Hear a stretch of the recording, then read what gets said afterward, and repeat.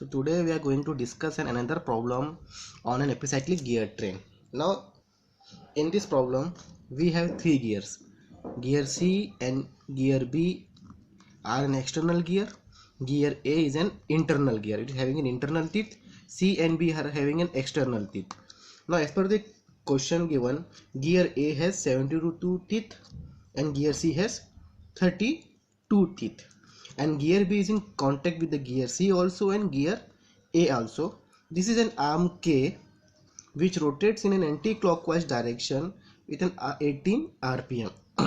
Now we have to find the speed of gear B, gear C when the gear A is fixed. This is the condition that is given, but you can see from the diagram we have the number of teeth of only gear A and gear C, but number of teeth on gear B is not given. We have TA and TC, but TB is not present. Now how to find the value of TB? Now we can see from the geometry of a figure. हम geometry of figure को देखेंगे. Let us take divide this into half. What is this value? This is the half of the diameter of a gear A. We can write it down as dA by 2. Fine. This is equal to what? Half of this gear, C gear, dC by 2 plus whole gear of B, dB. Now we have studied module is what? D by T. Now D will be what? Module into number of teeth. We can put module into number of teeth of A upon 2 equals to module into number of teeth of C upon 2 plus module into teeth of B upon, that's all. Fine. Now as I have said, when the gear are in a proper mesh, the module remains same. So this module will remain same. So this will get cancelled out. So from this equation we can easily find out the value of TB. What is TA? TA is what? What is TA? 72 by 2. That is equals to what? 32 by 2 plus TB. If you find, we will get the value of TB as 20 number of teeth. Clear? How to find TB? Now we will proceed with the procedure. Before that, again our sign convention. Our sign convention is what? Anti-clockwise direction of rotation is negative. Clockwise direction is anti-clockwise is positive. Clockwise is negative. Now again, first will be the step number. Second will be the condition of motion. First will be the what? Arm. Then we have to follow what? Driver gear and driven gear. Means we have to follow that line in which the motion is transmitted. Now if you see the figure, अगर आप figure को देखेंगे तो C से B पे motion जाएगा, फिर B से A पे जाएगा. मीन्स C B A ऐसे मोशन ट्रांसमिट हो रहा है. मीन्स C आपका ड्राइवर हो गया, B ड्रिवन. जब C और B की बात करोगे तो B और A की बात करोगे तो B आपका ड्राइवर हो जाएगा, A हो जाएगा ड्रिवन. मीन्स आपका पावर जो ट्रांसमिट होने वाला है, मोशन जो ट्रांसमिट होने वाला है, it is transmitting from C to B, B to A. So here the driver, driven, again this is the driver, this is the driven. So in this sequence you have to write it down. First will be the arm, and you have to find the revolution of elements in RPM. Now first condition is arm is fixed and plus 1 revolution किसको दे रहे हो आप? Gear C को. Arm fix है मतलब arm का rotation क्या हो जाएगा? 0. और गियर C को कितना दे रहे हो? प्लस 1 दे रहे हो. प्लस 1 दे रहे हो मीन्स आप गियर C को एंटी क्लॉकवाइज डायरेक्शन में रोटेट कर रहे हो क्योंकि पॉजिटिव है. अब गियर B की वैल्यू कैसे निकलेगी? हमारी बात चल रही है C और B के बारे में. ये गियर ट्रेन है तो same NB by NC equals to TC upon TB. हमें पता है NC कितना दिया हमने? प्लस 1. तो यहाँ प्लस 1 हो जाएगा तो NB मिलेगा TC upon TB. But negative क्यों? क्योंकि NC प्लस आपका घूम रहा था कौन से डायरेक्शन में? Anti clockwise. क्योंकि पॉजिटिव है तो आपका NB क्या होगा? क्लॉकवाइज डायरेक्शन में घूमेगा क्योंकि दोनों क्या है? एक्सटर्नल गियरिंग में कनेक्ट है. दोनों का डायरेक्शन क्या होगा? अपोजिट. ये एंटी क्लॉकवाइज तो ये क्लॉकवाइज. तो क्लॉकवाइज से कन्वेंशन क्या है? नेगेटिव. सी आ जाएगा नेगेटिव. फाइन. तो आपको NB मिलेगा minus TC upon TB. Similarly अब गियर A की वैल्यू निकालनी है तो C से B, B से A. बट ये देखोगे ये आपकी सिंपल गियर ट्रेन है जिसमें B क्या है? आपका इंटरमीडिएट गियर है और एन आइडलर गियर है।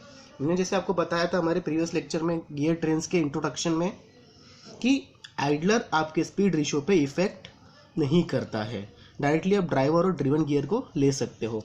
तो आपको मिलेगा NA/NC equal to TC/TA, reciprocal होता है। NC कितना है +1, तो ये +1 हो जाएगा। NA मिलेगा आपको TC/TA।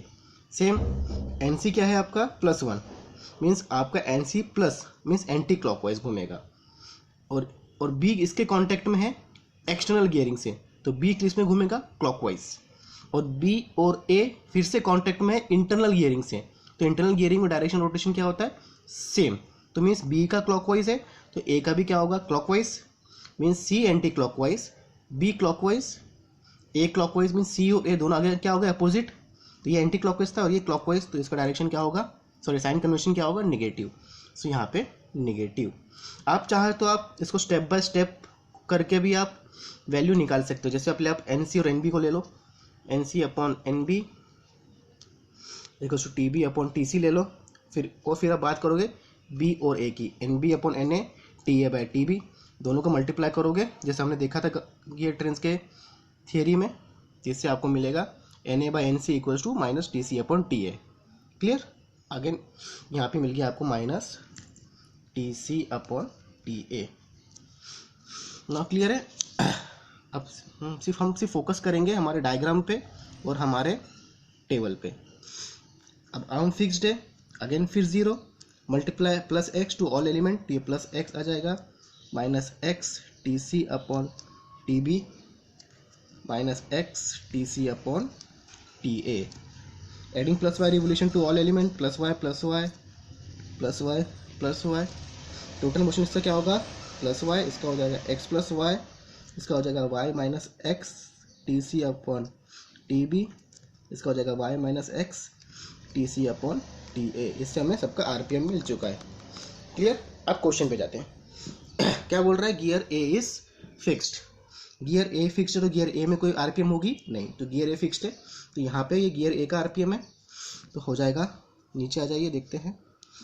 हम सिर्फ इस पे फोकस करेंगे और यहाँ फोकस करेंगे, तो y - x TC/TA equals to 0, तो गियर A फिक्स्ड है, तो मिलेगा y equals to x TC/TA।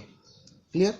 और एक और क्वेश्चन, एक कंडीशन क्या दी थी क्वेश्चन में, आइए, आपका जो आर्म है 18 RPM रोटेट होता है एंटी क्लॉकवाइज, तो आर्म का रोटेशन क्या है आपका, यहाँ पे देखिए डायग्राम में, ये टेबल पे एन के क्या है y कैसा रोटेट हो रहा है 18 RPM एंटी क्लॉकवाइज, तो एंटी क्लॉकवाइज क्या होगा पॉजिटिव, तो y होगा +18। इससे आपको x का वैल्यू मिल जाएगा, x equals to y TA/TC। Clear, तो y का कितना 18 और 72/32, तो आपको x का वैल्यू मिलेगा 40.5। तो आपका x भी हो गया, y भी हो गया। अब क्या निकालना है हमें, speed of gear B and speed of gear C। Speed of gear C अगर आपको निकालना है तो क्या सिंपल x + y दिया हुआ है RPM, तो गियर C का स्पीड होगा x + y, x इतना था आपका 18, सॉरी y 18 था, x कितना 40.5, तो आपको कितना मिलेगा टोटल, आपको 58.5 RPM anti clockwise gear C का, क्योंकि पॉजिटिव मिला है आपको। अब गियर B की बात करना है, गियर B का कितना रिवोल्यूशन है, गियर B की बात क्या है y - x TC/TB, ये होगा आपको गियर B का रिवोल्यूशन। तो y कितना मिला आपको 18 - 40.5, TC कितना मिला दिया है क्वेश्चन के अंदर 32 एंड अपॉन TB आपने निकाला 20, तो इसको आप सॉल्व करोगे तो आपको मिलेगा -46.8 RPM, मीन्स 46.8 माइनस मतलब क्या, तो ये पॉजिटिव था तो ये क्लॉकवाइज हो जाएगा, और ये क्या मिल गया आपको माइनस, ये पॉजिटिव मतलब एंटी क्लॉकवाइज, ये नेगेटिव था, नेगेटिव मतलब आपको क्या मिलेगा क्लॉकवाइज रोटेशन, तो ये होगा आपका गियर B का। होप आपको न्यूमेरिकल समझ में आ गया होगा, सिंपल न्यूमेरिकल है, बस आपको टेबल आपको अच्छे से समझ में आना चाहिए।